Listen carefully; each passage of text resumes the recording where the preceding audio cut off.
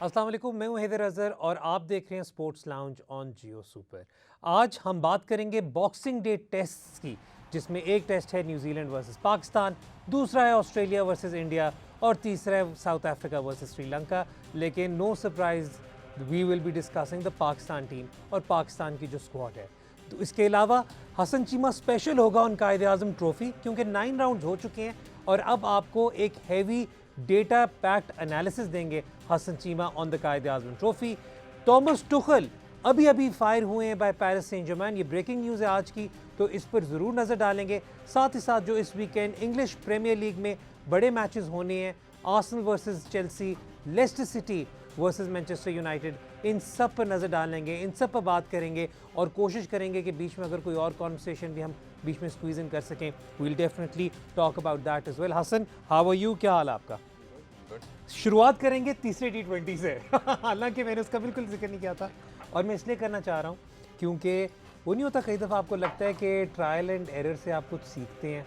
तो हम अपने शोज़ में ये वाली बात करते रहे कि हमने पहले T20 में देखा, पहले टॉस पे ऑब्जेक्शन हमने रेज़ किया, जो डिसीजन थी टू बैट फर्स्ट, हमने पहले उस पर ऑब्जेक्शन रेज़ किया।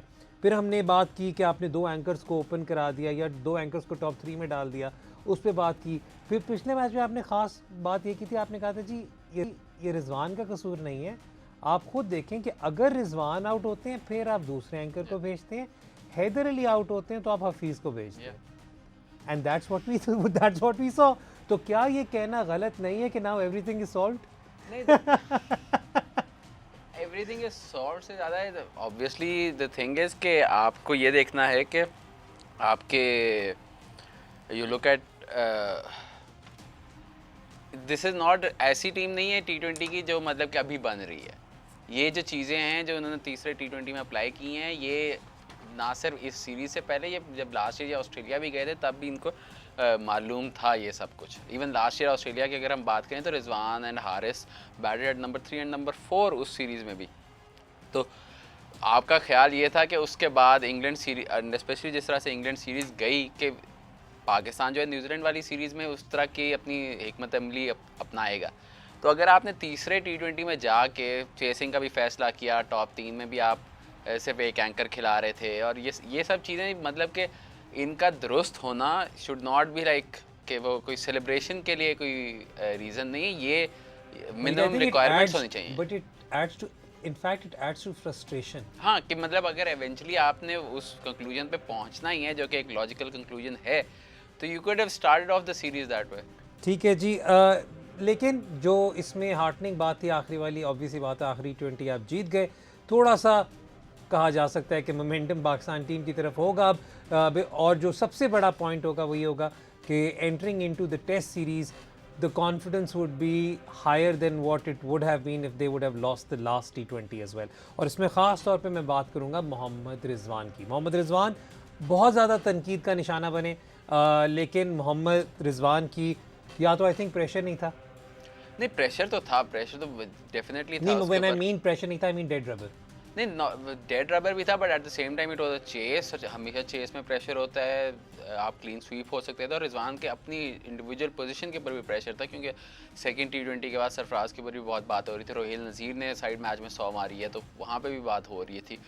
तो प्रेशर तो उसके ऊपर डेफिनेटली था। इवन इस मैच में भी अगर आप देखें, आफ्टर आई थिंक 32 या 34 गेंदों बाद उसका 38 स्कोर था, 10वें ओवर तक उसकी रन रेट जो है वो 7 से कम थी। लेकिन चूंकि अगैन आपने उसके साथ कोई और एंकर या इस तरह नहीं खिलाया, हैदर ऊपर बैटिंग कर रहा था, बाद में हैदर नहीं चला, लेकिन हफीज़ ने जिस तरह आके फिर परफॉर्म किया, उस वजह से उसके ऊपर से वो अपना एक नेचुरल एंकर का रोल प्ले कर सकता था, और जब वो सेट हुआ तो वो मार सकता था। इशू ये रहा था पहले दोनों T20 में कि उसे मारने जाना पड़ता था, क्योंकि दूसरे एंड से या उसको एंकरिंग मिलती थी या उसको या विकेट्स गिर रही थी दूसरे एंड से। तो ये जिस सिचुएशन में वो खेला है रिजवान के, उसके इर्द गिर्द इवन नंबर 4 में भी खुश दिल आया बैटिंग करने, तो इस सिचुएशन में he could actually play a more natural game के सिर्फ अपनी स्पेसिफिक बॉल पे मारने पे जाता, बजाय इसके कि वो ढूंढता के मारने वाली शॉट। ठीक है, स्कोरिंग अपॉर्चुनिटीज़ उन्हें उस तरह ढूंढनी नहीं पड़ी, he had to play his natural game. लेकिन अब हम मूव करते हैं अपनी focus towards the first test जो 26 तारीख को खेला जाएगा। और इसके लिए जो पाकिस्तान ने स्क्वाड अनाउंस की हुई है, जो खैर टेस्ट के लिए जो स्क्वाड अनाउंस की हुई है, हम पहले आपके साथ वो शेयर करते हैं। एक और जो आई थिंक कॉन्फिडेंस मिला होगा रिजवान को, वो ये भी था कि आखिरी T20 से पहले ये भी कंफर्म हो गया था कि Rizwan will be the vice captain in the red ball format, red ball and one day. तो उन्होंने नहीं, वनडे में तो शादाब ही है शायद, नहीं वाइट बॉल दोनों में शादाब, वाइट बॉल दोनों में शादाब है। तो जब टेस्ट का रिजवान को इस बात का कॉन्फिडेंस मिला होगा, तो I think that also would have ensured के he is in a much better place as far as frame of mind is concern. ये जो स्क्वाड है आपके सामने, ऑब्वियसली बात है जी, बाबर आजम और इमामुल हक पहले मैच के लिए अवेलेबल नहीं होंगे अपनी इंजरीज की वजह से, लेकिन अब ये स्क्वाड हमारे सामने है। और आज मैं कोशिश करूंगा कि हसन से कॉन्वर्सेशन करूं कि उनके नज़दीक उनकी बेस्ट 11 क्या बनती है in the absence of Babar Azam against New Zealand in these conditions. तो कुछ सर्टनिटीज़ को लेट्स जस्ट सबसे पहले उन सर्टनिटीज़ को मार्क आउट कर देते हैं जो डेफिनेटली खेलेंगे। लाइक आई थिंक आपके जो मेन 8 प्लेयर हैं वो तो प्रीटी मच जो आपकी स्टार्टिंग 11 का है कि अगर आप देखें शान और Abid as openers, Azhar at 3, Haris और फवाद 4 और 5 पे, ये तो 5 आपका डेफिनेटली बनता है। और बॉलिंग में भी similarly Abbas, Shaheen pretty much pick themselves, तो और रिजवान की जैसे आपने बात की, तो ये 8 प्लेयर्स तो प्रीटी मच लाइक आपकी, आप जहां मर्जी बेशक पाकिस्तान में खेल रहे हो, पाकिस्तान से बाहर खेल रहे हो, ये 8 प्लेयर्स तो आपके। I would like to throw in the 9th name as well, which is Yasir का। अगेन लाइक डिपेंड करता है कंडीशंस के ऊपर। अगर न्यूजीलैंड आपको वो कंडीशंस प्रोवाइड करता है जो 2016 में उन्होंने की थी, जब आई थिंक आपने चारों इनिंग्स में शायद 200 नहीं टापा था या एक इनिंग्स में शायद टापा था, तो उस सिचुएशन में उस तरह के अगर बिल्कुल ग्रीन पिच हो, जैसे जैसे उन्होंने वेस्ट इंडीज़ की सीरीज़ में प्रोवाइड की थी, उस सिचुएशन में यासिर प्रॉब्ली आप उसको बाहर रख के 4 पेसर्स खिला सकते हैं, क्योंकि आपको ये कंसिडर करना होगा कि एक तो ये कि यासिर का अपना एशिया से बाहर रिकॉर्ड उस तरह से इम्प्रूवमेंट नहीं आई जिस तरह से तवक्को थी, बल्कि शायद पहले से भी इवन 2016 की अगर आप इंग्लैंड सीरीज़ देखें या और सीरीज़ देखें तो पहले फिर भी बेहतर परफॉर्मेंस आ रही थी। आप पिछले साल 1.5 में लास्ट ईयर ऑस्ट्रेलिया की सीरीज़ फॉर इंस्टेंस आप देखें तो बिल्कुल ही मतलब परफॉर्मेंस एज सच नहीं है। नंबर 1 ये है। नंबर 2 ये है कि लेकिन यार तब भी यासिर आपका एक विकेट टेकिंग पेनिट्रेटिव बॉलर तो है। Yes, but like again conditions पे डिपेंड करता है ना, क्योंकि आमतौर पर इवन इंग्लैंड की आप बात करें, इवन ऑस्ट्रेलिया की आप बात करें, यासिर से जो मैं कह रहा हूँ कि तवक्को इस वजह से भी की जा सकती है कि वहाँ पे डे 4 डे 5 तक अगर आप मैच लेके जाएं तो वहाँ पे यासिर फिर इफेक्टिव हो सकता है। अगेन जिस तरह वो 2000 पहली बात है ना, डे 4 डे 5 तक मैच लेकर जाना। एब्सोल्युटली, और it's not even that. New Zealand का की यूनिक बात ये है कि न्यूजीलैंड के ग्राउंड्स आई डोंट नो वो सॉइल की वजह से है, वो वेदर की वजह से, बट न्यूजीलैंड में pitches actually get better over time. Day 3 day 4 is actually the best time to bat. तो उस सिचुएशन में तो बिल्कुल स्पिनर जो है नलिफाई हो जाता है। तो अगर आप हम टेस्ट मैच एक दफ़ा शुरू होगा या अगर वो यासिर को खिलाएंगे फिर I will do the numbers of this, but I am assuming कि पिछले 6-7 साल में जब 2011 12 13 में इन्होंने अपनी पिचेस चेंज की थी, उसके बाद से इतने कोई स्पिनर्स इफेक्टिव नहीं रहे हैं न्यूजीलैंड। लेकिन चलो फिर उसके अंदर फिर हसन एक और बात भी हो सकती है ना, let's look at it from the perspective कि जिस तरह एक दो मौक़ों पर हमने देखा है प्रीवियस में पाकिस्तानी मैनेजमेंट ने काम किया, उन्होंने दे प्लेड इट सेफ। एक उन्होंने फास्ट बॉलिंग ऑलराउंडर बीच में डाल दिया हुआ। जब भी फ़हीम खेले हैं he has played as an extra pacer, but जब भी फ़हीम खेला है फ़हीम शादाब के साथ खेला है। You also have to remember that, क्योंकि शादाब कैन एक्चुअली बैट, मतलब एक पूरा नंबर 7 टॉप 7 का बैट्समैन है वो। इस सिचुएशन में अब Shadab is out for like the entire series, तो इस सिचुएशन में तो अगर आप यासिर को खिला रहे हैं, Faheem is at 7, Yasir is at 8, तो फिर आपके टॉप 6 पे बहुत डिपेंडेंट हो जाता है। और टॉप 6 अगर आप लेट से ऑस्ट्रेलिया में खेल रहे होते हैं, अगर आप लेट से वेस्ट इंडीज़ तो खैर is a separate matter, but New Zealand ऐसे कंडीशन नहीं है कि जहाँ पे टॉप ऑर्डर जनरली भी स्कोर करता है। न्यूजीलैंड में अगर आप देखें तो इवन न्यूजीलैंड की अपनी टीम में भी नंबर 5, नंबर 6, नंबर 7 न्यूजीलैंड की अपनी जो हिस्ट्री रही है, बीजे वॉटलिंग का रिकॉर्ड उठा के देखें, डैनियल विटोरी का रिकॉर्ड उठा के देखें, उनके नंबर 5, 6, 7 के प्लेयर्स रेगुलरली अच्छा परफॉर्म करते हैं, क्योंकि इवन उनके अपने प्लेयर्स भी। I personally think BJ Watling does not get the credit that he deserves. He's a phenomenal statistically तो अगर आप देखें तो पिछले 6-7 सालों में प्रॉब्ली टेस्ट का बेस्ट कीपर रहा है वो as a batsman and keeper, क्योंकि और जो बड़े नाम आते हैं, आप रिजवान साहा या ऋषभ पंत की बात करें, आपके इंडिया से या इंग्लैंड में आप जॉनी बेस्टो या जॉस बटलर की बात करें, वो बहुत बड़े नाम है बीजे बॉटलिंग के मुकाबले में, लेकिन टेस्ट रिकॉर्ड इन सबसे बेहतर है बीजे बॉटलिंग का। तो वो न्यूजीलैंड का खैर वो तो एक सेपरेट मैटर है, बट इस सिचुएशन में न्यूजीलैंड जैसे जगह पे आपको थोड़ी अपनी बैटिंग लाइन ज़्यादा स्ट्रेंथन करनी पड़ती है, स्पेशली इन द सिनेरियो जब आपके पास बाबर आजम नहीं है, क्यों तो आपको शायद वो भी कॉन्फिडेंस ना हो अपने बैटिंग यूनिट पे, स्पेशली मिडिल ऑर्डर पे, जो कि आपको नॉर्मली होता है। तो आई डोंट थिंक कि फिर इस सिचुएशन में आप 5 बॉलर के साथ जाएंगे, अगर गए तो that might be a good thing, but like again वो अगर शादाब खेल रहा होता है, अगर आपके पास कोई और जेन्युइन ऑलराउंडर होता तो फिर in that sense it would make more sense. What would be your preference in Mount Maunganui as far as 11 is concerned? As far as सिर्फ bowling की मैं बात कर रहा हूँ, Shaheen Abbas Yeah, pick themselves. yeah. ठीक है. Would you then drop Yasir and go for 2 more receivers?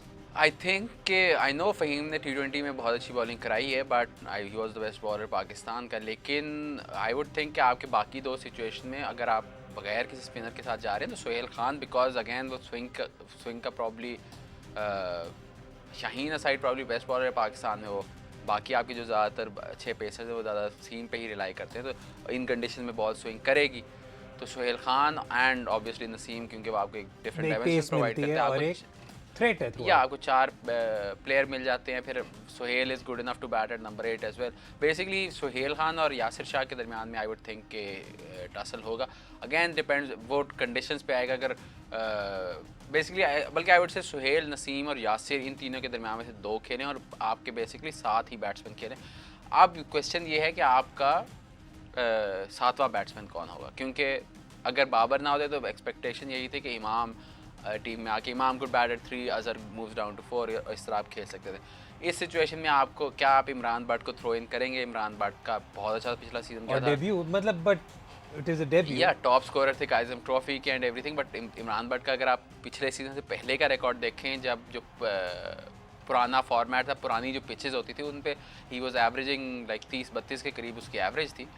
वो जब एक दो पिचेस फ्लैटन आउट हुई हैं तब उसने परफॉर्म किया, तो जो न्यूजीलैंड टाइप पाकिस्तान की जो कंडीशंस हुआ करती थी तब उसकी इतनी परफॉर्मेंस नहीं है। ठीक है जी, वक्त हो रहा है ब्रेक का, किन we are really looking forward to the test series, और बहुत ही दिलचस्प मुकाबला होगा come Boxing Day between New Zealand and Pakistan. वक्त हो रहा है ब्रेक का, ब्रेक के बाद जब वापस आएंगे तो कायद-ए-आज़म ट्रॉफी पर Hasan Cheema has a detailed piece ready for us. देखते रहें sports lounge on Geo super.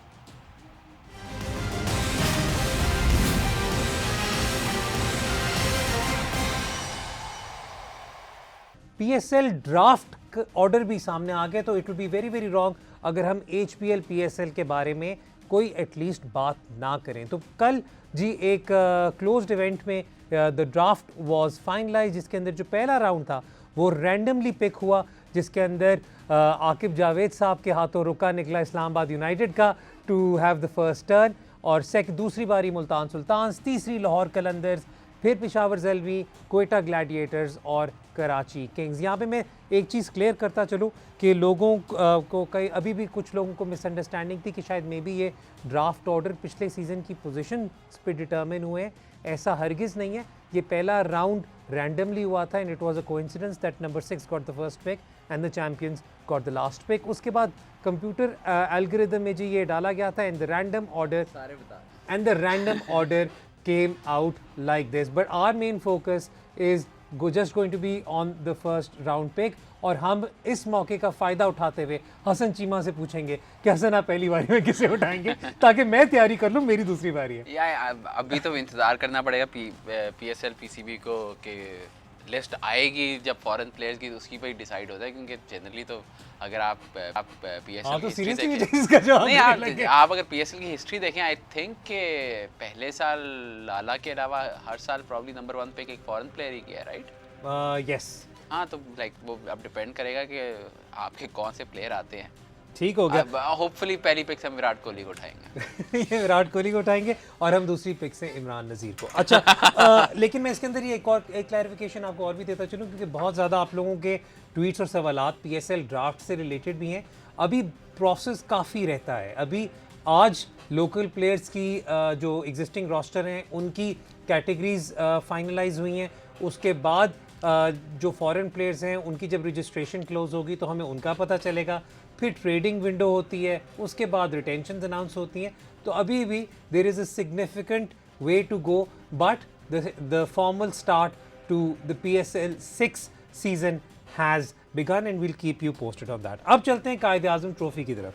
Quaid-e-Azam trophy के जी 9 मैचेस अब तक खेले जा चुके हैं और अगर हम सबसे पहले टेबल सामने रख लें तो Khyber Pakhtunkhwa is doing really well and they are at the top table। और दूसरी पोजीशन पर, क्योंकि टॉप 2 ने फाइनल खेलना है, दूसरी पोजीशन पर सदर्न पंजाब है जिन्होंने एक hats off to the team, उन्होंने एक बहुत ही incredible 300 and how much? 370 odd. 370 odd उन्होंने जी चेस किया in the 4th innings to ensure that they get a win, क्योंकि उससे पहले थोड़ा सा उनका जो कैंपेन थी वो लड़खड़ा रही थी, थोड़ा सा उन्हें इशू हुए, हारे match and stuff like that. So Hasan, अभी तक के लिए this is where the teams stand.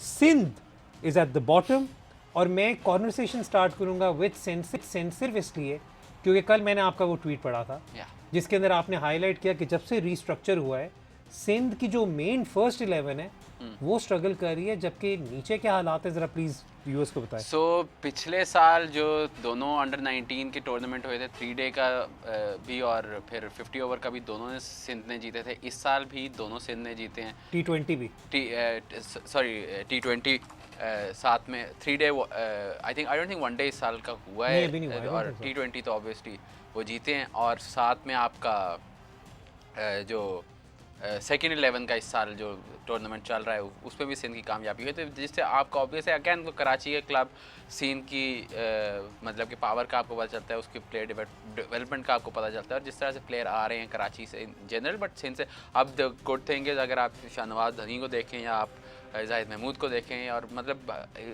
Sindh outside Karachi से भी आहिस्ता आहिस्ता प्लेयर्स ज़्यादा इन्वॉल्व हो रहे हैं सिंध की टीम में। तो सिंध का वो तो जो पाइपलाइन होती है इनटू द फर्स्ट टीम, उसमें तो कोई इशू नहीं है। द क्वेश्चन देन इज कि फर्स्ट टीम, मतलब कि अगर आप बात करें कि आपको याद होगा कि जब ये 6 टीमें डिसाइड हुई थी तो बात ये हो रही थी कि सिंध की सिर्फ एक टीम क्यों है, ये कि जी पंजाब की 3 टीमें हैं, सिंध की सिर्फ एक टीम क्यों है, सिंध की मल्टीपल टीम्स होनी चाहिए। हिस्टोरिकली कराची की दो टीम्स रही हैं, या लाइक जो आर्ग्यूमेंट जो करते थे उसमें तो नॉर्दर्न को पंजाब का हिस्सा बना के करते थे, बट लाइक हिस्टोरिकली कराची ने सबसे ज़्यादा डोमिनेट किया पाकिस्तान क्रिकेट को, और यही बात होती थी, और बड़ा एक रेगुलरली बात आती थी कि सिंध की 2 टीमें क्यों नहीं है, एक क्यों है।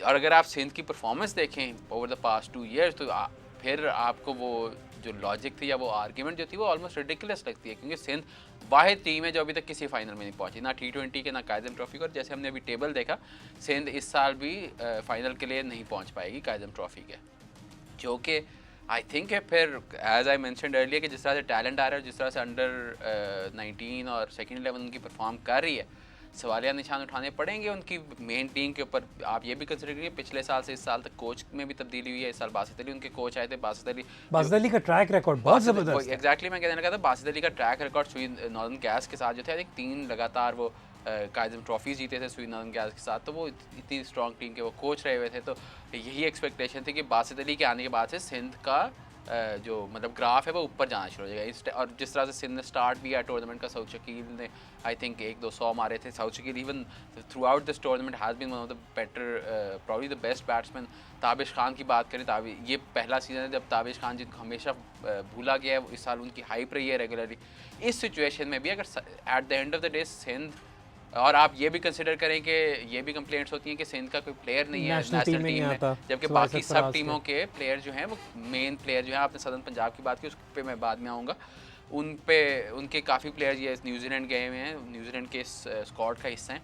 इस सिचुएशन में भी सिंध का बॉटम आना इज़ लाइक, मतलब ये तो इसकी तो ऑलमोस्ट इंक्वायरी बनती है। ठीक है, इंक्वायरी बनती है, और आने वाले दिनों में हम जब एक दफ़ा जब 10 मैचेस कंप्लीट हो जाएंगे, जब राउंड ख़त्म हो जाएगा, तो हम कोशिश करेंगे कि तब डिटेल में 1 by 1 टीम पर बात करें। लेकिन अभी तक who has caught your eye in terms of teams? No, let's now dive into the numbers and everything. वही मैं कहने लगा था, we'll talk about the teams once the tournament finishes, तो उस पे ब्रेक डाउन कर लेंगे। अभी मैं I wanted to take this opportunity कि थोड़ा सा एक इंडिविजुअल ब्रेक डाउन करें। 9 मैचेस हो गए, सिर्फ एक राउंड ऑफ गेम्स रह गए, तो अब आपको आइडिया हो गया कि इस साल की ट्रॉफी में किस तरह से टीमें हैं। अच्छा, और इसमें मैं वैसे बताता चलूँ, हम जो पाकिस्तानी क्रिकेट फैंस भी हैं, हम भी डोमेस्टिक टीम्स में rather than being more interested in how a particular team performs, हम भी interested होते हैं कि players कौन से सामने आ रहे हैं और players कौन इस वक्त और just you know at least staking a claim for the next step. Ji Hasan. So I'll start off with the top run scorers जो इस साल के आपके काइज़म ट्रॉफी के रहे हैं. तो उसमें ऑब्वियसली कामरान गुलाम जिन्होंने back to back I think 4 मैचों में 3 सेंचुरी स्कोर की थी. कामरान के 900 प्लस रन हैं. ये पहला सीज़न पिछले 2 सीज़न से ग्रेड 2 में बड़ी अच्छी परफॉर्मेंस दे रहे थे, बट फर्स्ट 11 के लेवल पे वो थोड़ा सा स्ट्रगल कर पा रहे थे. कामरान ऑब्वियसली हमारे साथ PSL 1 में थे इस्लामाबाद यूनाइटेड के साथ. उस वक्त under 19 I think he was part of the same team वो जिससे इमाम बाबर वगैरह आए हैं. बट उस वक्त Kamran was still a little I would से कंफ्यूज्ड ओवर कि वो बैटिंग ऑलराउंडर बनेंगे, बॉलिंग ऑलराउंडर बनेंगे, लेफ्ट आर्म स्पिनर के तौर पे वो ज़्यादा माने जाते थे. अगर आई थिंक 2015-16 की T20 आपको याद हो उसमें लेफ्ट आर्म स्पिनर के तौर पे आ रहे थे. But now he is converted himself into a solid middle order batsman जो कि मतलब KPK की टीम में, जैसे मैंने कहा कि इंटरनेशनल प्लेयर्स जब गए हैं, रिजवान और इफ्तिखार ख़ास तौर पे जब गए हैं, वो इशू था कि क्या KP सर्वाइव कर पाएगी उनके बगैर. तो जिस तरह से कामरान ने स्टेप अप किया, अब मतलब KP अगर टॉप है और उनका run scorer top run scorer है, तो इट्स नॉट इवन लाइक कि उसने अपने लिए रन्स किए हैं, वो तो उसने तो टीम को जितवाने के लिए रन्स किए. तो इट्स बीन आउटस्टैंडिंग. और अभी उसकी बात ये भी है कि एक इनिंग्स कम है, लेकिन इस लिस्ट में एक दो नाम ऐसे हैं जो मुझे काफ़ी ज़्यादा अपील करते हैं, और या एटलीस्ट दैट ऑल्सो, जिस तरह आपने कहा ना कि अगर KP टॉप है और कामरान गुलाम टॉप रन स्कोरर है तो उनकी कंट्रीब्यूशन ऑटोमेटिकली सामने आती है. उसी तरीके से शान मसूद की गैर मौजूदगी में, क्योंकि हमने पॉइंट आउट किया था कि सदर्न पंजाब की इतनी ज़बरदस्त बैटिंग नहीं है, the way Agha Salman has stepped up. Absolutely, I would say बल्कि आगा और कामरान गुलाम दोनों सेम सिचुएशन में, क्योंकि सदर्न पंजाब के आपने शान मसूद की बात की, हुसैन तलत भी नहीं है, खुशदिल शाह भी he could have played the red ball game as well, लेकिन वो भी मतलब कि सदर्न पंजाब की काफ़ी टीम और सोहेब मकसूद इतना रेगुलरली नहीं खेले. इस सिचुएशन में आगा सलमान ने जिस तरह से स्टेप अप किया और जिस तरह से कामरान गुलाम का ये सीज़न रहा है, आगा का भी देखें, अगर फर्स्ट क्लास का रिकॉर्ड इतना अच्छा नहीं था लेकिन ग्रेड 2 में रेगुलरली वो परफॉर्म करते आ रहे थे. इन दोनों का आप कह सकते हैं ब्रेक थ्रू सीज़न है ये. सऊद शकील ऑब्वियसली वो रेगुलरली परफॉर्म करते हैं और आई थिंक कराची और सिंध की पिचों के तो वो मास्टर है. इवन बिफोर द पाकिस्तान 18 के लिए या 50 प्लस उनकी एवरेज थी. आई डोंट थिंक कि इस सीजन से आपने सऊद शकील के बारे में इतना सीखा. Saud Shakeel should have been part of the Pakistan team I would say before the world cup, लेकिन आफ्टर द वर्ल्ड कप तो उसको होना ही होना चाहिए था. ठीक है. वन डे क्रिकेट में खास तौर पे, प्रॉब्ली T20 क्रिकेट में नहीं, 4 डे टेस्ट मैच का भी अभी there are questions over him, but like one day में तो he should always be part of the Pakistan team. एक नाम यहाँ पर, क्योंकि हालांकि मुझे कहा जा रहा है ब्रेक है, लेकिन एक नाम मैंने ज़रूर लेनी, क्योंकि आज जब हम पाकिस्तान टीम की बात कर रहे थे तो आपने कहा था जी मुझे ज़्यादा कंसर्न है नंबर 7 पे बैटिंग कौन करे. नंबर 7 के लिए जो एक नाम बहुत ज़बरदस्त है और वो and he is one of my favourite local Pakistani players. Hammad Azam, अगर आप सुन रहे हैं तो ये आपको पता होना चाहिए कि आप your one of my favourite people. Players तो दूर की बात है, प्लेयर्स तो दूर की बात है यार. What a brilliant run of form Hammad is having. It's not a run of form. No I mean Hammad का आप देखें 2016 के बाद से, इवन जो पिछले फॉर्मेट, पिछला जो सिस्टम था, लगातार 3 सीजन 40 प्लस एवरेज है. जब आपके ये जो प्लेयर जो इस वक्त टेस्ट टीम में खेल रहे हैं उनकी इतनी नहीं थी. आई थिंक हमाद और उमर अमीन का अगर कभी बाद में बात हुई तो हम इन डिटेल बात करते हैं. हमाद और उमर अमीन का पिछले 5 साल जिस तरह से गए हैं, हम लोग बात करते हैं खुर्रम मंजूर की या कामरान अकमल की या इस तरह के प्लेयर्स की, जो परफॉर्मेंसेस हमाद आदम और उमर अमीन की विद द बैट रही हैं, अगर वो पाकिस्तान पहले ना खेले होते तो इस वक्त शोर, या अगर वो कराची या लाहौर से होते तो इस वक्त शोर मचा होता उनका पाकिस्तान टीम में आने का. ऑब्वियसली वो ऐसे रीजन से नहीं है जहाँ से मीडिया से आपको इतना बैकिंग या इतना PCB के ऊपर प्रेशर मिलता है. बट हमाद और उमर अमीन की परफॉर्मेंस नॉर्दर्न से इस वक्त और उससे पहले जब SSGC से होते थे हैज़ बीन एक्स्ट्राऑर्डिनरी. और इसके अंदर आई थिंक एक और वजह ये भी हो सकती है क्योंकि इन लोगों को फिर जब मौके मिले भी तो ज़्यादा वाइट बॉल में मिले. जस्ट फिनिशिंग ऑफ के बेसिकली पाकिस्तान में ये मसला होता है कि एक दफ़ा आपके ऊपर ठप्पा लग जाए ना कि आप इंटरनेशनल क्रिकेट के फेलियर हैं, तो फिर आपको डबल मेहनत करनी पड़ती है एक नॉर्मल प्लेयर से. ठीक है जी, वक्त हो रहा है ब्रेक. ब्रेक के बाद जब वापस आएंगे तो फिर हसन बॉलिंग पर नजर डालेंगे. तो देखते रहें sports lounge on Geo super.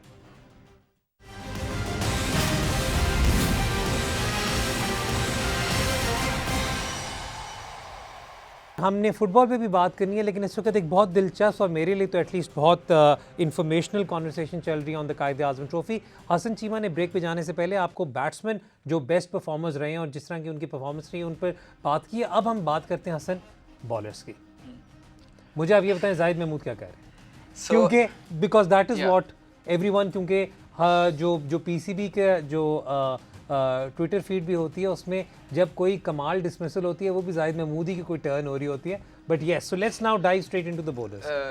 पहले पेसर्स के साथ स्टार्ट पहले पेसर्स की बात कर रहे थे. पेसर्स में लास्ट ईयर नसीम शाह की आई थिंक 18 आउट थे और उनके किसी प्लेयर के 30 प्लस आउट नहीं थे और नसीम शाह के 17 या 18 आउट थे लेस देन 20 के एवरेज में. उनके अलावा किसी भी बॉलर की 25 से कम एवरेज नहीं थी. तो ये तो जैसे हम बात करते हैं फ्लैट पिचें हो गई थी. इस साल जो एक अच्छी चीज़ रही है जो पीसीबी को मैं सराहूँगा, नदीम खान को मैं सराहूँगा कि जिस तरह की पिचेस उन्होंने प्रिपेयर की हैं इन सिचुएशन में. इससे पहले भी हम बात कर चुके हैं कि फास्ट बॉलर्स को थोड़ी मदद मिल रही है. ताबिश खान थर्ड पे हैं, 27 विकेटें हैं, बट 30 से ऊपर एवरेज हो गई. जो स्टार्ट ऑफ द सीजन जो एक थोड़ा सा उनका मोमेंटम बना था शायद पाकिस्तान टीम में आ जाए. आई डोंट थिंक इस सिचुएशन में इस सिंध की जो परफॉर्मेंस रही है और उनकी खुद जिस तरह से मतलब कि इवेंचुअल एवरेज रही है मुश्किल हो गया उनके लिए. जो दो स्टैंड आउट प्लेयर्स हैं वो ऑब्वियसली वकास मकसूद और हसन अली हैं. सेंट्रल पंजाब का जो न्यू बॉल प्लेयर है और उन्होंने टूर्नामेंट में उन्हें वापस लाए. और हाँ, सेंट्रल पंजाब बॉटम थे जब. हसन का तो लाइक लोग बात करते हैं हसन के ऊपर, हसन की परसोना के ऊपर, हसन की जो मतलब ऑफ द फील्ड जो एक्टिविटीज़ हैं. हसन ने आप देखेंगे पिछले साल में सिवाय पीएसएल के हार्डली वो खेला हुआ था. वो इस साल जब वापस आए पहले 2 मैच उसने मिस किए कायज़म ट्रॉफी के, पीएसएल उसने मिस की, उधर से वापस आया. सेंट्रल पंजाब की टीम ऐसी सिचुएशन में थी आई थिंक 5 मैच खेले, 4 या 5 मैच खेले थे, एक भी नहीं जीता हुआ था. हसन वापस आए हैं, अगले 4 या 5 में से 3 मैच वो जीते हैं एज कैप्टन. जिस तरह से उनके आने से, उनके कैप्टन बनने से पहले वो 1 मैच नहीं जीते थे. उनके कैप्टन बनने के बाद वो 4 या 5 में से 3 मैच जीते. आई थिंक 5 में से 3 मैच और 2 draw, still unbeaten. I have been surprised by how good his captaincy has been. But जिस तरह से उसने स्टेप अप किया है, अगर आप specially with the bat as well यार, मतलब वो जो कैमियो तो कहना जरा जाती होगी, मतलब लिटरली रेयर गार्ड एक्शन था हसन. या बट लाइक हसन का वो आपको पता है कि जिस दिन हसन का बल्ला चल रहा हो उस दिन चल जाता है. बट वकास जिस तरह आपने पीएसएल में देखा, प्लेऑफ्स में जब वो वापस आए, नई बॉल उनकी जिस तरह से स्विंग हो रही थी, वकास और हसन ने इन कंडीशन में नई बॉल स्विंग की है, पुरानी बॉल स्विंग की है और परफॉर्मेंसेस दी हैं. दे हैव बीन क्योंकि अगर आप बाकी तीनों भी देखें, ताबिश, ताजवली और शाहनवाज, तीनों की 29, 30, 30 एवरेज है जो आपके टॉप 5 विकेट टेकर्स हैं. अगर आप एवरेजेस पे भी जाएंगे तो आपके मतलब बाद में मैंने जो आखिरी 4 नाम रखे हैं बेस्ट एवरेज के, आमिर यामीन सिर्फ अपने कंडीशन में खेले हैं बट उनकी परफॉर्मेंस अच्छी रही है. अब्बास तो खैर अब्बास आए, अब्बास ने आउट किया और अब्बास पाकिस्तान टीम के साथ चले गए. अहमद बट भी the same story. Ahmed Butt same story. Balochistan ने मिस किया. सुहेल भी अगेन नेशनल टीम के साथ चले गए. अच्छी परफॉर्म, ये देखें तीनों की बड़ी बेहतरीन एवरेजेस थी और तीनों पाकिस्तान टीम के साथ चले गए. But I will go back to वो वकास और हसन के. पिछले साल किसी ने 30 विकेटें भी नहीं थी. इस साल अभी एक राउंड रहता है और प्रॉब्ली सेंट्रल पंजाब का फाइनल भी रहता है. और इस सिचुएशन में वकास और हसन ऑलरेडी 32 और 34 पे पहुंच चुके हैं. They've been the balance now is much better between bat and ball and between pace and ये बात याद रखनी पड़ेगी, बाकी टीमों को सेंट्रल पंजाब से सीखना है कि आप किस तरह से फास्ट बॉलर से भी अटैक कर सकते हैं. ठीक है, स्पिनर्स पे जल्दी से चलते हैं क्योंकि फुटबॉल की बहुत ज़्यादा में ट्वीट्स आते हैं कि आप लोगों ने फुटबॉल को बिल्कुल ही तलाक दे दिया. लेकिन जी जल्दी से अब स्पिनर्स पे कॉन्वर्सेशन कर लें. तो spinners no surprise who is at the top. या वो क्योंकि नॉर्दर्न का एक तो ये है, नॉर्दर्न की अपने विकेट्स भी एक ही बंदा लेता है. वो कप्तानी भी वो करता है और आउट भी वही करता है. तो लास्ट ईयर के भी टॉप विकेट टेकर था, इस साल भी Numan Ali top wicket taker हैं. 60 प्लस उनके आउट हो चुके हैं. लेकिन अगर आप एवरेज नुमान पर हमने पहले भी वैसे काफी डिटेल में कॉन्वर्सेशन की है. जाहिद महमूद पे भी काफी जो दो नाम मैं रियली इंटरेस्टेड हूं, साजिद खान और जाहिद महमूद है. साजिद पे ये है कि साजिद आई थिंक 3 साल पहले पेशावर के लोग खेले थे. उस वक्त ये बात और इस पाकिस्तान में कोई ऑफ स्पिनर है नहीं. आई थिंक 2 या 3 2017-18 का सीजन जब आपके top wicket taker off spinner पूरे डोमेस्टिक क्रिकेट में इफ्तिखार अहमद था कि आपके मुल्क में फ्रंट लाइन ऑफ स्पिनर थे ही नहीं. इस सिचुएशन में साजिद खान को आई थिंक अब्दुर्रहमान पेशावर की टीम में लेके आए थे, उन्होंने उनको उधर से ग्रूम किया था. बट साजिद की परफॉर्मेंस बड़ी अच्छी रही है. But again I will go back to Zahid. आपने स्टार्ट ऑफ द कॉन्वर्सेशन की बात की थी. जाहिद का मैं बहुत लोगों को क्रेडिट देता हूँ और वो लोग ऑब्वियसली खुद क्रेडिट नहीं लेते कि राशिद लतीफ़ को जिन्होंने उनको सेलेक्ट करवाया, क्योंकि जाहिद 8-9 साल से फर्स्ट क्लास क्रिकेट खेले थे, कोई इतनी बड़ी परफॉर्मेंस नहीं थी उनकी. फिर लास्ट ईयर वो खेले और उनकी 100 से ज़्यादा एवरेज थी. लेकिन इसके बावजूद अब्दुर्रहमान जो सदर्न पंजाब के कोच है, उन्होंने ये नहीं किया कि सिर्फ ये वाइट बॉल का बॉलर है, उसको फिर भी 4 डे खिलाया, उसको परफॉर्म करवाया. आप इस बात से अंदाज़ा लगाएं कि इस सीज़न से पहले 2009-10 में उनका डेब्यू है. इस सीज़न से पहले अपने पूरे फर्स्ट क्लास करियर में उन्होंने 2 दफ़ा 5 विकेट हॉल 2 पंजे लगाए हुए थे. इस सीज़न उन्होंने जाहिद ने 3 लगाए हैं. तो जाहिर की जो प्रोग्रेस है वो बड़ी इंपॉर्टेंट है। And the other thing you have to see here is कि अच्छा अहमद सफ़ी तो यंगस्टर हैं, बाकी तीनों जो हैं देयर ऑल 30+। स्पिनर तो बनता ही इस एज में जाके यार, मतलब हमने जुल्फ़िकार बाबर के केस में देखा, हमने अब्दुर्रहमान के केस में देखा, सईद अजमल के केस में देखा कि स्पिनर तो बनता ही अपनी 30s में जाके। और ये तीनों सबसे वाज़ेह एग्जांपल्स हैं, सबसे वाज़ेह मिसालें इस सिचुएशन की। और जो पाकिस्तान के लिए अच्छी बात है, एक लेफ्ट आर्म स्पिनर, एक ऑफ स्पिनर, एक लेग स्पिनर, टॉप 3। चले ज़बरदस्त हो गया जी। अब जल्दी से फुटबॉल पे नज़र डालते हैं। ब्रेक भी हमारे शो की रिकॉर्डिंग से बिल्कुल पहले ब्रेक हुई, वो ये हुई कि पेरिस सेंट जर्मैन ने फायर कर दिया है थॉमस तुखल को। और सबसे मतलब इसके पीछे काफ़ी अरसे से देखें विद इन PSG रिपोर्ट्स ये आ रही थी कि इनके कोई डिफरेंसेस हैं, ख़ास तौर पे एम्बापे और नेमार के साथ डिफरेंसेस इनके बन रहे थे। इन्होंने कोई अपेरेंटली कोई स्टेटमेंट भी अभी रिसेंटली दी है, क्योंकि अभी कल रात को आई थिंक 4-0 जीते हैं PSG, लेकिन आज ही हैज़ बीन सैक्ड। और हसन, पहला सवाल तो ये है वाई, दूसरा सवाल है हु। आई थिंक पहला सवाल ही आंसर करना पड़ेगा अभी, चूँकि अभी खबर आई है तो अभी तक तो मतलब अंदाज़ा नहीं है कि क्यों ही वो sacked, because even last year वो चैम्पियंस लीग के फाइनल तक पहुंचे थे और वही PSG तो अपने आप को जज ही उसी पे करता है। तो आई डोंट नो कि अंदर में क्या सिचुएशन हुई है। आई डोंट नो कि वो जो इनका इस्तांबुल बशकशहीर के साथ जो सारा वो सिनारियो जो चला था, उसमें जो तुखल ने जो स्टांस लिया था वो कितना इफेक्ट किया है, has he lost the dressing room over that. I don't no कि क्या सिचुएशन है। वो अभी अगले 1-2 दिन में जब एक दफ़ा आर्टिकल्स और वो सारी अंदर की खबरें बाहर आएंगी फिर अंदाज़ा होगा। But I don't know if I am surprise by that, क्योंकि तुखल की हमेशा थोड़ी सी कॉन्फ्रंटेशनल ही इश्यूज़ रहते हैं बोर्ड्स के साथ। But I am surprise by that considering कि जो उसका रिकॉर्ड रहा है। बट ऑब्वियसली PSG अभी इस वक्त टॉप नहीं है, शायद इस वजह से उन्होंने हटा दिया, क्योंकि डोमेस्टिक में उनकी परफॉर्मेंस वो नहीं रही जो हिस्टोरिकली पिछले 5-6 सालों में एक वो मोनाको वाला सीज़न निकाल के उनकी रही है।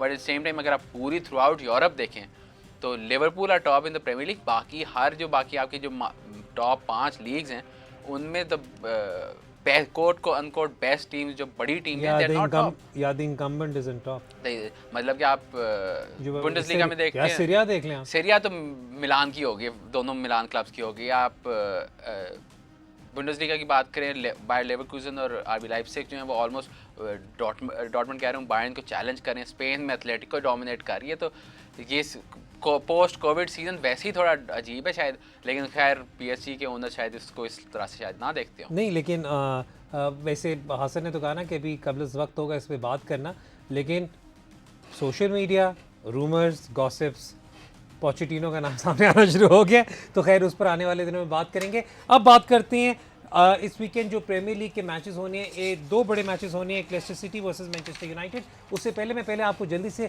इस वक्त का प्रीमियर लीग टेबल दिखा दूं, क्योंकि वो काफ़ी हद तक इस कॉन्वर्सेशन को कॉन्टेक्स्ट में लाएगा। तो पहले तो अगर आप ये देखें तो इससे आपको अंदाज़ा होता है कि लेस्टर सिटी इज़ सेकेंड, लेकिन मैनचेस्टर यूनाइटेड उनसे सिर्फ गालबन 1 पॉइंट पीछे है with a game in hand. तो अगर यूनाइटेड ये मैच जीता है तो United comes to the number 2 position. So this is pretty much going to be a challenge for the second place in the Premier League table। लेकिन मेरा ज़्यादा concern है bottom half of the table पर। Bottom half of the table की तरफ देखें तो एक बड़ा ही प्यारा नाम है नंबर 15 पर, वो है आर्सेनल का, और उनका मुकाबला है with Chelsea coming up over the weekend. आपने काफ़ी ज़्यादा सवालात आर्सेनल से रिलेटेड भी हमसे पूछे, जिनमें से इस वक्त अगर आप बैटिंग ऑड्स भी देखें तो बैटिंग ऑड्स पे भी जो इस वक्त इंग्लिश प्रीमियर लीग से रिलेटेड आ रहा है, तो most likely to get sacked right now, you are the first manager to get sacked right now after, खैर वो तो हो गए हुए हमारे फेवरेट विलेज,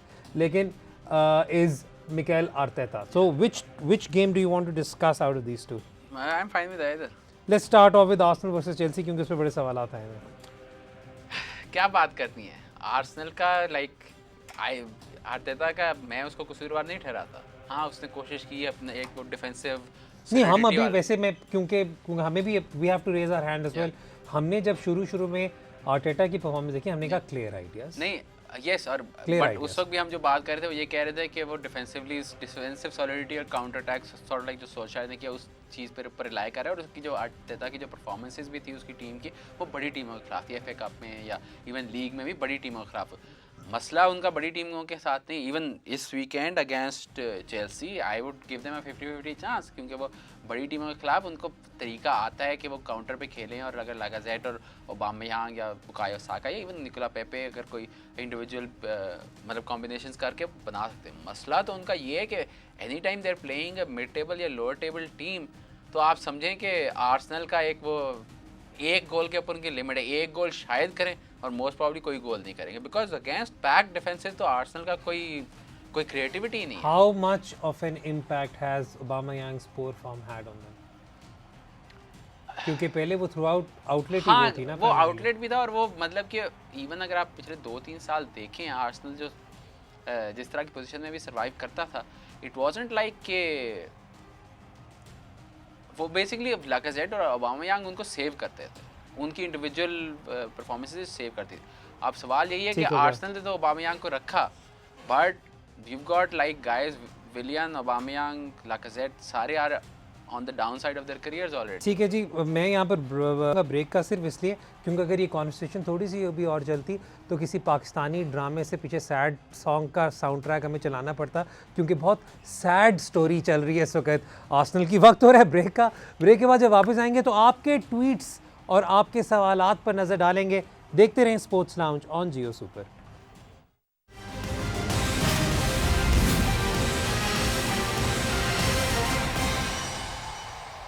अब आपको अपडेट दें red bull flick 2020 national finals पर। हमने आपको पहले बताया जी कि red bull flick is the counter strike global offensive tournament, जिसे CS GO भी कहा जाता है। उसका हमने आपको बताया कि red bull is hosting this tournament जो 2-on-2 होता है। इसके दोनों क्वालिफायर्स अब खेले जा चुके हैं। पहले क्वालिफायर्स में तो हमने आपको अपडेट दी थी, लेकिन दूसरे क्वालिफायर्स में an astounding 128 teams took part जी on 19 December, so hats off to all of you, क्योंकि this is good to see कि इतना इंटरेस्ट डेवलप हुआ है। और उसके बाद दोनों क्वालिफायर्स के बाद अब 26 दिसंबर को फाइनल होगा जो 2 बजे यूट्यूब पे लाइव स्ट्रीम होगा। आपको उनकी डिटेल्स रेड बुल के इंस्टाग्राम पेज से मिल जाएंगी। लेकिन the 8 teams who have made it to the final are वावा, पब्लिक, सुपर 2, MIP2 और फ्रॉन्क एंड टोंक, skinny boys, boomers and all fired up. मैं बहुत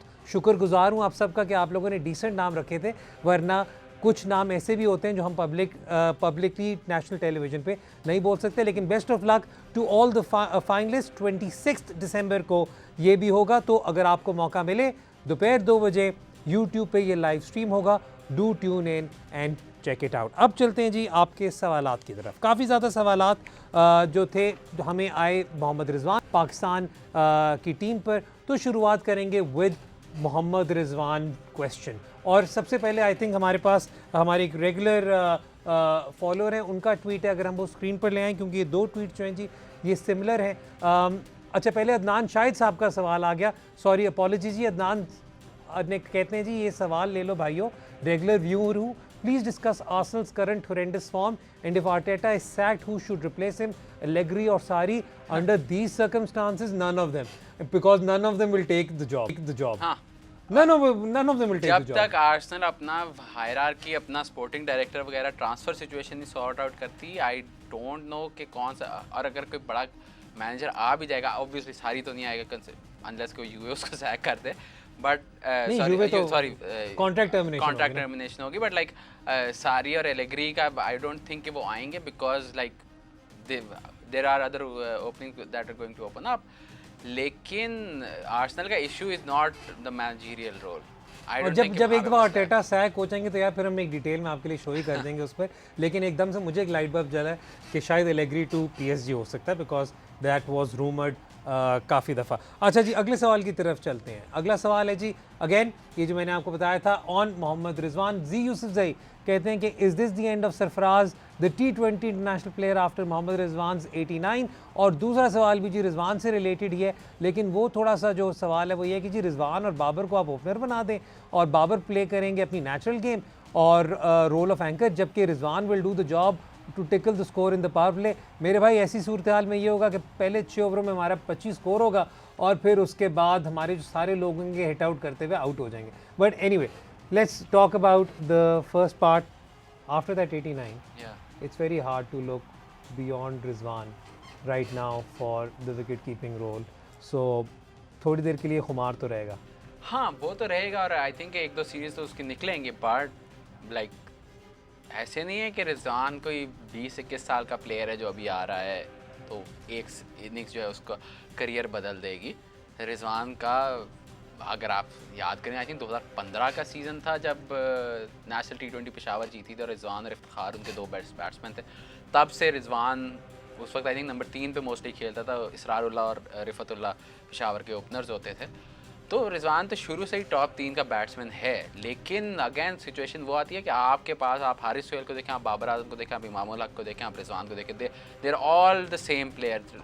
बाबर ठीक हो गया, सेम सिचुएशन का एंकर हैं सारे, 30% बेहतर प्लेयर बाकी तीनों से. ठीक है. तो वो तो यार जो दूसरा सवाल है वो वहीं पे आता है कि अगर आप बाबर और रिजवान को एक साथ खिलाएंगे तो आई गो बैक टू, अगर आपको याद हो लास्ट ईयर जब श्रीलंका आई थी पाकिस्तान जो 3 मैच T20 सीरीज जब इमाम और आबिद ने शायद नो जब एक मैच में आई थिंक 2 मैच में फ़खर ने ओपन किया था बट एक मैच जल्दी आउट हो गया था और तीनों मैचेस में आई थिंक अहमद शहजाद और बाबर आजम एक साथ बैटिंग किए थे और अहमद वो एंकर का रोल करता था और बाबर जैसे वो कह रहे हैं नेशनल गेम खेलने गया था एंड आई थिंक बाबर तीनों मैचों में आई थिंक उसका टोटल कोई 60-70 रन है. ठीक है. और मैं वैसे बाय द वे मजाक कर रहा था इससे पहले कि लोग सीरियस हो जाए कि पावर प्ले में 25-30 रन होंगे. मेरा मतलब ये था कि दोनों एक तरह के एक तर्ज के प्लेयर्स हैं तो दोनों ही मोर और less are more comfortable playing an anchor. One other thing regarding Sarfaraz का एंड ऑफ हिम, अभी PSL आ रही है, यू नो वो क्वेटा के लिए किस तरह हमेशा परफॉर्म करते हैं, किस तरह से लीड करते हैं. आई थिंक वंस एक दफ़ा PSL शुरू होगी तो फिर दोबारा से सरफराज की T20 में वापसी की बात शुरू हो जाएगी. और ये PSL बहुत इंपॉर्टेंट इसलिए होगा क्योंकि ये वर्ल्ड कप ईयर होगा, उसके अलावा एशिया कप होगा. So all eyes will be on who does really really well. अगले सवाल की तरफ चलते हैं जी. Let's have our next question. ये राना साहब जी थोड़े से नाराज़ हैं. राना साहब कह रहे हैं कि जी मिसबा साहब ने मूसा को क्यों सिलेक्ट किया, वो 7-8 फर्स्ट क्लास मैचेस और खेल सकते थे और बेहतर बॉलर बन सकते थे. उन्होंने उन्हें वार्म अप बेंचेस के लिए क्यों रखा है, क्योंकि वहाब, इफ्तिखार, खुशदिल शाहीन टीम में जो हैं they are not upcoming players. देखिए जी Shaheen are not suppose to be an upcoming team या अप इमर्जिंग प्लेयर्स का. Shaheen is effectively an A team Pakistan. It is an A team. तो उसके अंदर ये इवन इस वक्त वो शाहीन उसमें गए हैं बिकॉज वो अभी आपका बड़ा सिंपल सा एक फार्मूला है कि आपकी एक T20 टीम थी और जो बाकी प्लेयर्स हैं वो शाहीन में थे. अब आपके वो टेस्ट टीम बन गई और जो बाकी प्लेयर्स शाहीन में हैं तो इट्स नॉट लाइक कि ये एक्सेप्शनल सर्कमस्टांसेस माय फ्रेंड. क्या वहां कोई वैसे पाकिस्तान ए के लिए या पाकिस्तान शाहीन के लिए it's not like that. I forget what the first question was. उनका यही था कि मूसा को साथ में लेकर के मूसा का मैचेस या so मूसा का the thing with him is के I agree with him. I have मेरी ये गुफ्तगू भी हुई है पाकिस्तान टीम मैनेजमेंट के साथ कि आई वुड थिंक कि मूसा को जितनी ज़्यादा वो फर्स्ट क्लास क्रिकेट खेलेगा बिकॉज अगेन बेहतर होगा. वो पर्सनल मतलब एक सेल्फिश रीजंस की वजह से because I want him to do better. अगर वो इस्लामाबाद यूनाइटेड के लिए उसने खेलना है but I understand that perspective as well कि आप इस बात से अंदाजा लगाएं Musa Khan has played as many domestic first class matches as Pat Cummins. ठीक हो गया जी. अगले सवाल की तरफ चलते हैं जी. अगला सवाल हमारे पास आ जाए. ये 2 सवाल हमारे पास आए जी. एक मुबशिर अहमद खान साहब वो कह रहे हैं discuss AC Milan chances of winning the Serie A title this season. और दूसरा सवाल भी AC मिलान से ही रिलेटेड है, अगर वो हमारी स्क्रीन पर आ जाए. नहीं जी, हसीब खान साहब वाला तो हमने बात कर ली. हारून शाकिर साहब जिनका ट्विटर हैंडल है हैरी भालू, really like that name. AC Milan's performance in Serie A, the possibility of them winning the league and returning to UEFA Champions League.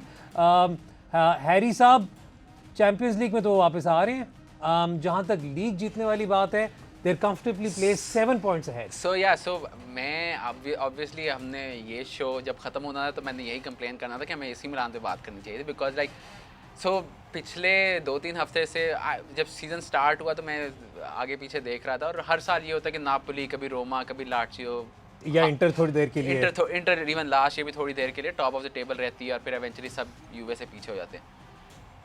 That is the question I was going to ask you क्योंकि I have read through उनके numbers देखे हैं, उनकी videos देखी हैं over the past 2-3 weeks and I feel like AC Milan is for real.